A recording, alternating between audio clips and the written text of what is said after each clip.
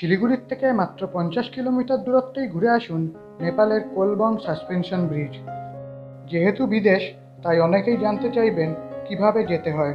শিলিগুড়ির থেকে সকাল সকাল রওনা দিয়ে নকশালবাড়ি হয়ে পানিট্যাঙ্কি চেকপোস্ট পেরিয়ে ঢুকে পড়ুন নেপালের কাকরভিটায়। ইন্ডিয়ার গাড়ি নিয়ে ব্রিজ পর্যন্ত যেতে চাইলে মেচিনগর ইমিগ্রেশন অফিস থেকে ভানসার অর্থাৎ পারমিট করে নিতে হবে, আর না করলে কাকরভিটায় গাড়ি রেখে লোকাল গাড়ি নিয়েও যাওয়া যায়। এখানে পাসপোর্ট না লাগলেও অবশ্যই সাথে রাখতে হবে আধার কার্ড। কাকরভিটার থেকে কোলবং ব্রিজ 20 কিলোমিটার, মাঝে পড়বে ধুলাবাড়ি। সুবিধার জন্য অবশ্যই গুগল ম্যাপ অন রাখবেন। ধুলাবাড়ি পর্যন্ত ইন্ডিয়ান নেটওয়ার্ক ভালোই কাজ করে।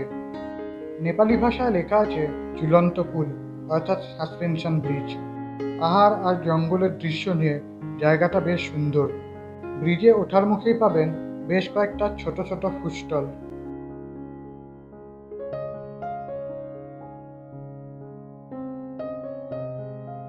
তাহলে চলুন দেখে নেওয়া যাক জায়গাটা কেমন। কোলবং ব্রিজ দুইটা পাহাড়কে কানেক্ট করেছে এরকমই সুন্দর অথচ অনেকটা লম্বা এই ব্রিজ। পাহাড়, জঙ্গল, নদী সব নিয়ে প্রকৃতির এক আশ্চর্য সুন্দর ভিউ পাবেন ব্রিজের দুই দিক থেকে।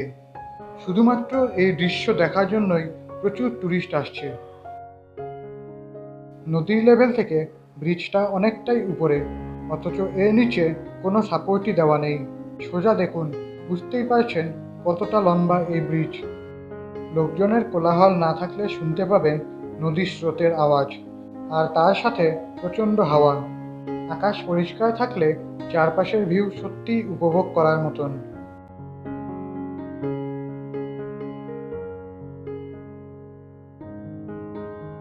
তাহলে বলুন, একদিনের ছোট্ট ট্রিপের জন্য দারুণ একটা গন্তব্য কিনা?